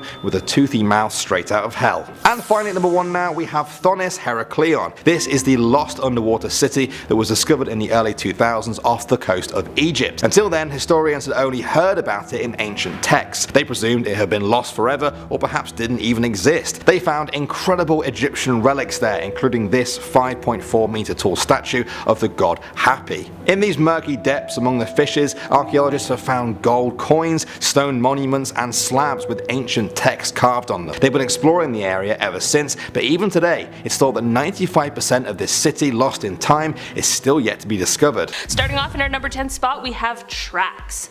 Okay, so the last thing we want when talking about a huge sinkhole that happens to be in the ocean that holds many different secrets and mysteries at the bottom is to hear that we have found tracks, but we don't know what's causing these tracks. In December of 2018, a team of explorers and scientists decided to finally take a trip down to the bottom to see all there is to find at the bottom of the Great Blue Hole. We'll talk about this expedition a lot today, so remember it. Erica Bergman, who is the chief submarine pilot on the expedition and who is an oceanographer, explained that they had observed tracks at the bottom of the sinkhole, but that they were unable to identify them and that they remain, quote, open to interpretation. This alone isn't the most terrifying thing there, but when we take in some of the other things we know about the hole, like how it's the second largest marine sinkhole in the world, or how there could potentially be an entire cave system lurking somewhere in there, more on that later by the way, things start to get a little more unsettling. It quickly becomes clear that these mystery tracks are only a drop in the bucket of the mysteries of the Great Blue Hole. In our number 9 spot today, we have stalactites. The Great Blue Hole is a really popular diving destination, despite the fact that divers obviously can't go all the way to the bottom for a multitude of reasons. When diving here, you definitely need quite a bit of experience beforehand, and for those lucky ones who have done the work, they might be able to get just deep enough to see the incredible stalactites this sinkhole holds. While these are gorgeous to look at, they are part of the reason that we know some of the most ancient history behind this place at all. Stalactites are only formed when water is dripping down stone. This gave scientists the insight they needed to realize that this wasn't always a place that was submerged in water. In fact, they concluded that this was actually a big, dry cave and one of the most prolific eras in the history of our beautiful planet. This means that at some point there was probably a ton of stuff living in it.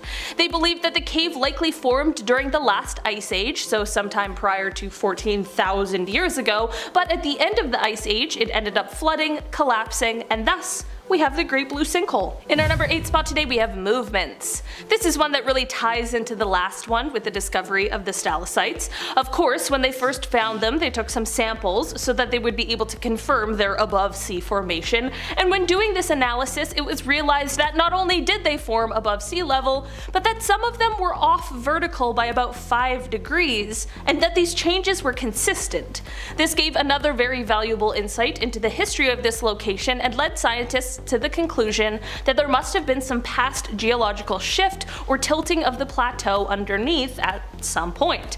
This event would have been followed by a long period of relative stillness. This change in the stalactites showed us that the land must have been moving as well, not just the sea level rising. It's not the most unsettling thing on this list, but it certainly is cool. It's really amazing how such a small change can show us so much. In our number 7 spot today, we have trash.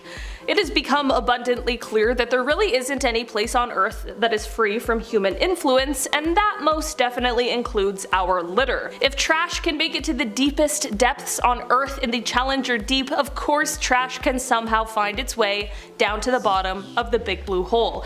During that 2018 expedition we spoke about earlier, the team stumbled across more than they were expecting when they found a littered 2-liter Coke bottle, I'm glad it wasn't Pepsi, and they also found a lost GoPro. They were even able to see that this GoPro still contained some vacation photos.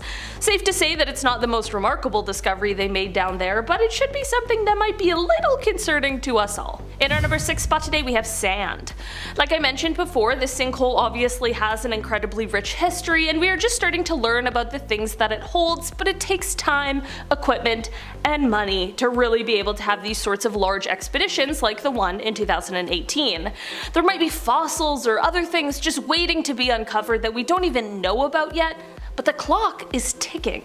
As it turns out, as quickly as the blue hole appeared, it might also be disappearing.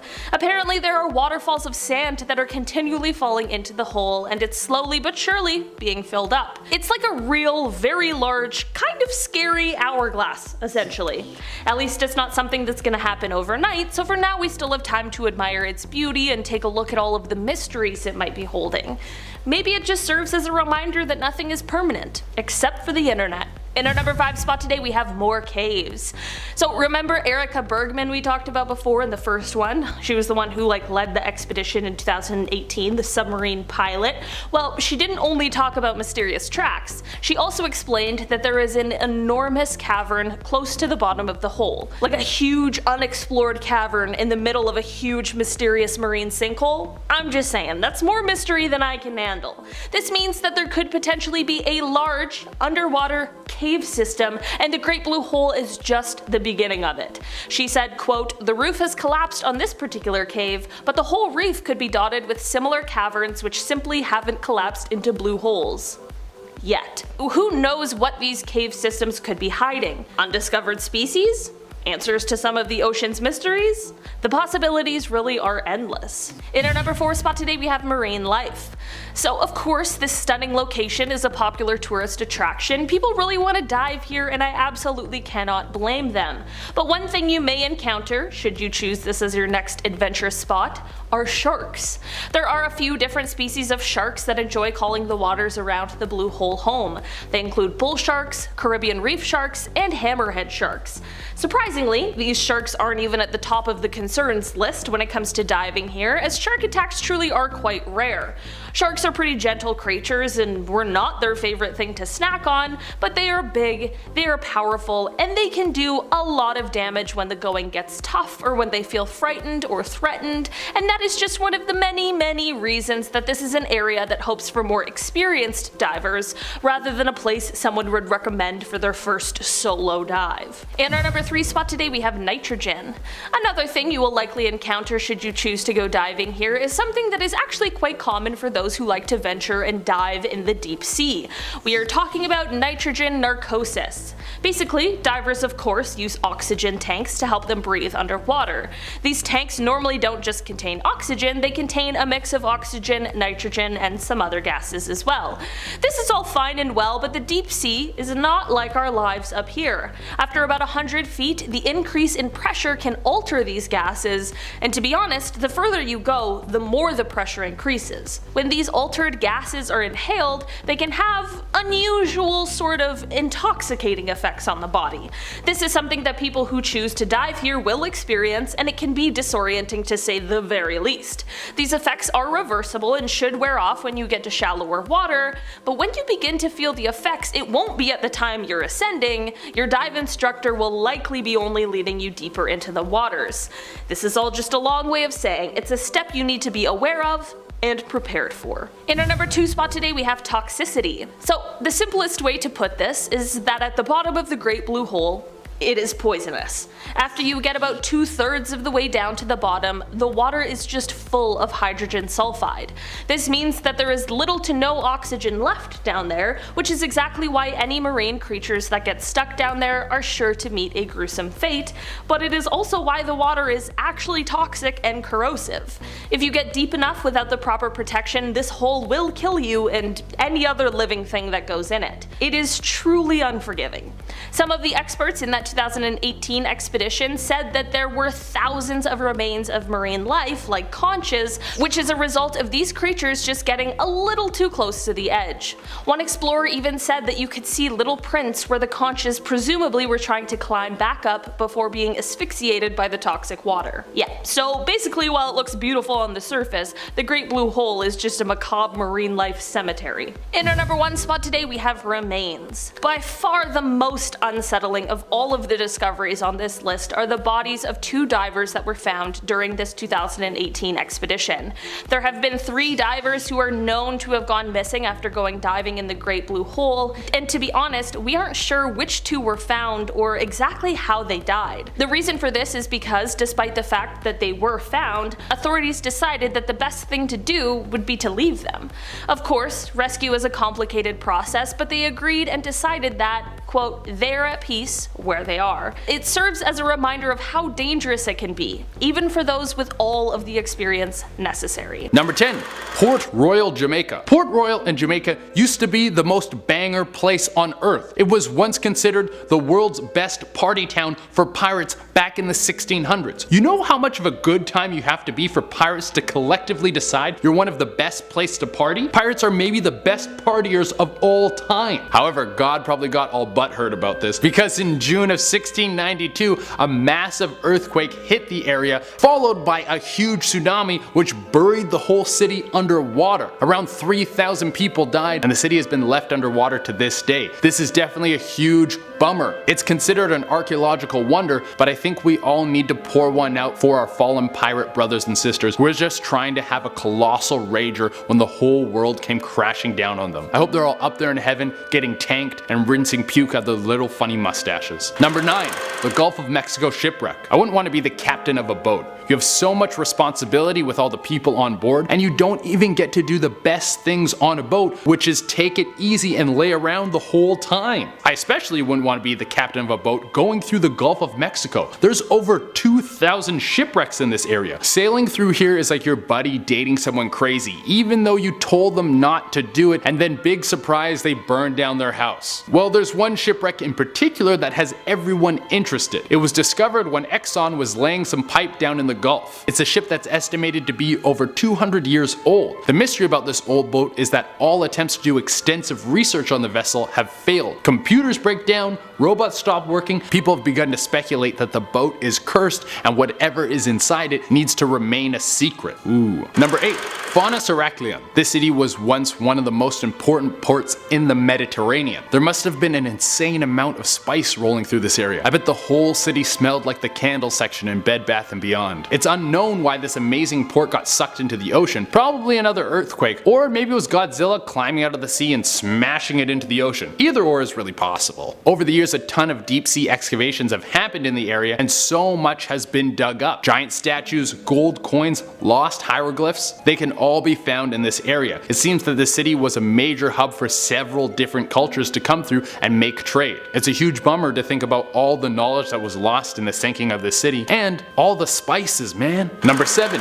The Aegean Sea ruins. The Greeks have a crazy long history. It's full of war, politics, coups, betrayals, some magic dudes lying in the clouds somewhere. I think one of the craziest parts about Greek history is that everyone only wore sandals. I mean, in every movie about ancient Greece, every person is in sandals the whole movie. Alexander the Great is like, I'm taking over your country, and all the people are like, your toes are out, dude. It's so disrespectful. But something even crazier than fighting war in terrible footwear is the sunken city right off the coast of Delos. It's thought to be the ancient city of Canaan, in where the Athenians defeated the Spartans. Archaeologists call it an underwater Pompeii since there's so much history that has been preserved in this city. This city has helped archaeologists learn so much more about the ancient Greeks. Number 6. Baia. We got another awesome place that ended up in a watery grave. Man, I guess that's why they built Las Vegas in the middle of the desert. There's no way water could suck away anyone's good time anybody was having there. Baia was a hedonistic playground where people would come to bang and party. It would even attract the rich and famous. People like Julius Caesar had vacation homes there and would come to visit constantly. This place was basically the Playboy mansion of its day. There were statues and artwork of great legends like Achilles and Odysseus, but unfortunately the city was blasted by the Saracens in the 8th century. And no one was ever allowed to have fun there anymore. Huge bummer. By the time the 1500s rolled around, the city was abandoned, because what's the point of having a beachside town with no debauchery? And after centuries of volcanic activity, the city was pushed underwater. Now it's a dive site you can visit to see all the fun that was lost. Number 5. The Milky Sea. I know this one sounds super gross. The Milky Sea makes me think of a giant bowl of snot that you have to cross in order to complete some task in a video game. But this one is actually pretty cool. Popping up randomly at night, the Milky Sea is an effect caused by a ton of bioluminescent plankton in the water. This makes the sea look like it's glowing and gives off a milk effect. It kind of looks like a giant rave is going on underwater. This thing can be huge, sometimes as large as Connecticut. It's still unknown why the plankton group up like this. It could be for mating, or maybe they just like to hang out. But what is known that this has been happening for centuries, back before you could explain these things through science. So sailors thought it was all magic. That would have blown some dude's mind. The ocean is glowing. Quick, cut off your pinky to satisfy the gods. Number 4.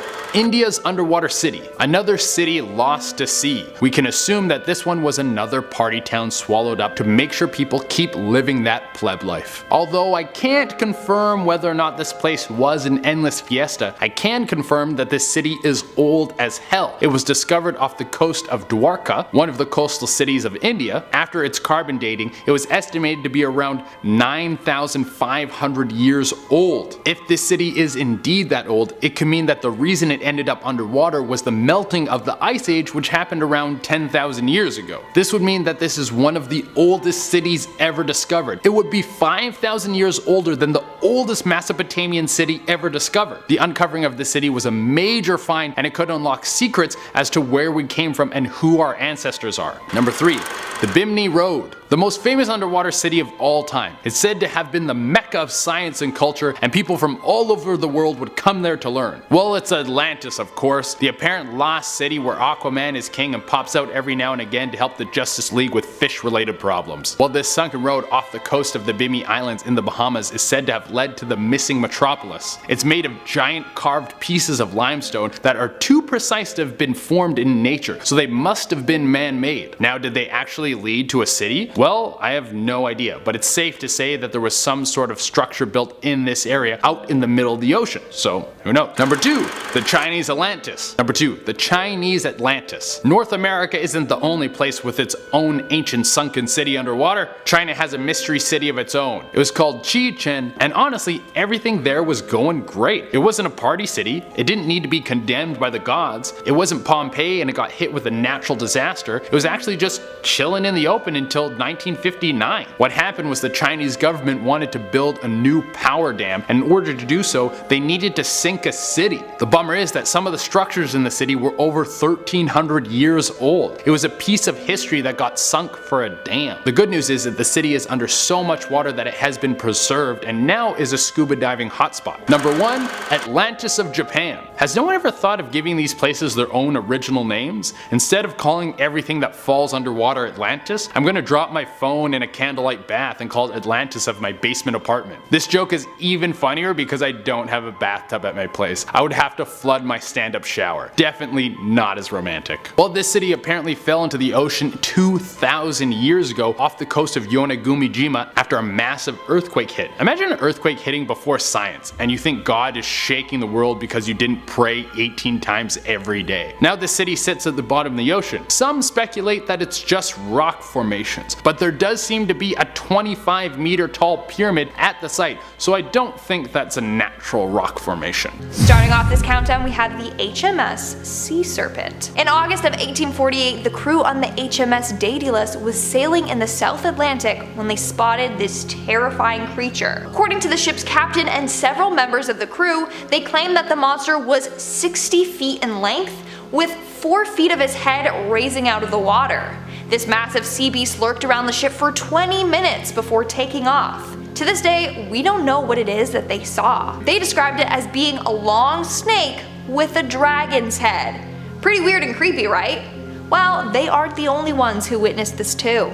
It was spotted a second time by the American brig Daphne, and in fact, crew on board even shot at it. Scientists claim that maybe they just saw a whale. But come on, a bunch of experienced sailors would know the difference between a whale and something that's not a whale. And at number 9 today, we have the Mary Celeste. And if you guys are liking this video so far, make sure to give it a big thumbs up. To this day, the mysterious case of the Mary Celeste is considered one of the creepiest cases in nautical history.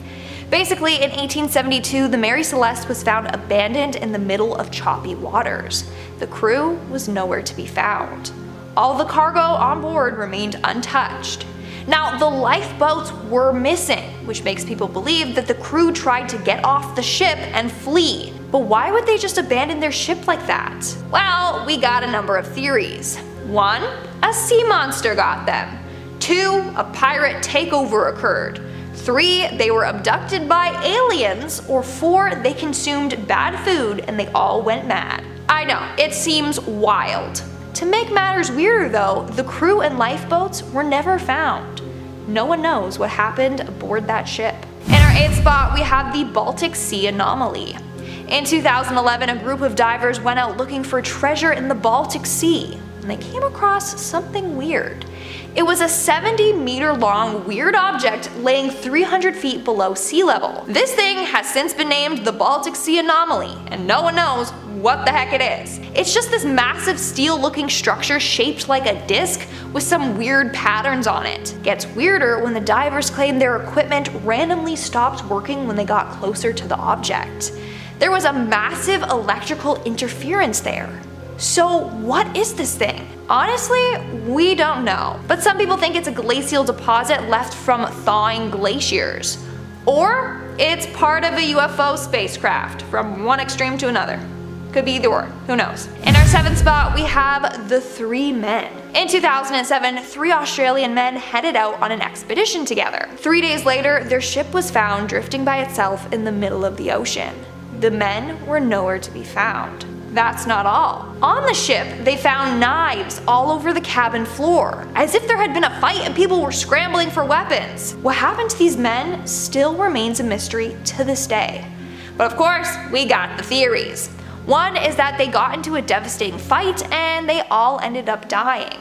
Or 2, their propeller became snarled in a fishing line. One dude went to go free the line but then fell into the ocean. The second dude tried to save him and then fell in as well, and then so on with the third guy, or who even knows. Okay, we don't know for sure, that's just a theory. The only thing we do know is that this case is pretty creepy. Moving on to number 6, we have the Kraken. So it may just be that the Kraken is real, but it's not what we think it is. In fact, the legend of the Kraken was thought to have been born after a number of sailors spotted giant squids while sailing. So the Kraken might actually just be giant squids. In 1870, a giant squid washed up in New Zealand. Legend goes that it was as tall as the top of a ship's main mast, and it could easily take over a ship by wrapping its tentacles around the hull and crushing it. Is this true? Who knows? But no one believed that giant squids were real until around 2005. That's when scientists caught a photo of one. Then in 2013 they got a video of one. Now they believe there are millions of giant squids out there. The mystery here is, what beast did the sailors encounter in 1870?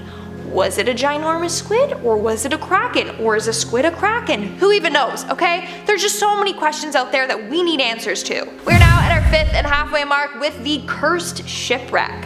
Back in the early 2000s, a natural gas company was laying pipeline in the ocean when they came across a shipwreck. Nowadays, this shipwreck is considered cursed or haunted. Let me explain why. So after the shipwreck was discovered, a team was sent down there to check it out. But everything that could go wrong did. First, the exploration sub malfunctioned right as it was getting ready to explore the wreck. Then the Navy sent a research sub down there and it literally self-destructed upon entering the water. Then over the course of a couple of years, other attempts have been made to explore the ship, but those have gone wrong as well. None have been successful. So now it's believed that this ship is cursed and doesn't want anyone entering it. In our fourth spot, we have the disappearing submarines. In 1968, 4 different submarines all mysteriously went missing. As a result, people believe that this can no way just be a coincidence. Something was out there sinking these subs. The subs were the USS Scorpion, the Soviet submarine K-129, a French submarine Minerve, and the INS Dakar. In fact, the French sub and the INS Dakar disappeared only 4 days apart. The French submarine has still never been found. What's weird is that it disappeared only an hour away from its port, so you think they'd be able to track it down, but nope. So what are the odds that 4 massive submarines go missing the exact same year? What could have caused this? We'll probably never know. In our third spot, we have Sylvester Butler Jr. Apparently a number of people mysteriously vanish off of cruise ships each year.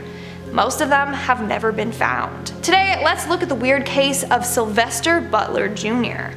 In May of 2017, Sylvester boarded a cruise ship headed to the Pacific Islands. While on board though, the crew noticed he was acting weird. He kept to himself, barely talked to anyone else, and housekeeping claimed that he never unpacked his bags. The only charge on his bill was the occasional soft drink he would order to his room. Also, every time the cruise made a stop, he never left the ship. Then somewhere between Fiji and the final port Sydney, crew noticed that he was missing. No one knows what happened to him. And the ship's CCTV footage revealed nothing. It's sad, but theory goes that Butler jumped off the ship and took his own life. Apparently he suffered from a chronic genetic kidney disease, so maybe he wanted to end his suffering, but we don't know for sure. On top of that, I believe that his body was never found. Coming in our second spot today, we have the Stronsay Beast. The Stronsay Beast is the name given to a massive carcass that washed ashore on Stronsay Island on September of 1808. At first, people thought it was just the body of a shark, but this creature had paws instead of fins. So then people were hella confused. Not only that, but it was 55 feet long. But part of its tail was missing, so clearly this thing was even bigger than that. This beast was described as follows, and I quote, "Its flesh was described as being like coarse, ill-colored beef, entirely covered with fat and tallow, and without the least resemblance or affinity to fish. The skin, which was gray-colored and had an elastic texture, was said to be about 2 inches thick in parts." End quote. Not only that, but its bristles glowed in the dark when wet, and the contents in its stomach were red. So what is this beast? The Natural History Society of Edinburgh believes that it is a sea serpent of some sorts. Maybe the Loch Ness Monster or its long-lost brother, who knows. And in our number 1 spot today, we have the Orang Medan. So this next mystery is pretty freaking creepy, I'm not gonna lie. It's gonna keep you up at night. So in 1947, 2 American ships received a distress call from the ship the Orang Medan. The SOS call was from a crew member that stated everyone on board the ship had died. Then all of a sudden, his SOS ended with his last message being, "I die." When the ships arrived, they found the ship completely unharmed. The entire crew, including a dog on board, had died. Everyone had a terrified look plastered on their face. No one knows what happened to the ship. Theory goes though that maybe they were exposed to some dangerous gas and died.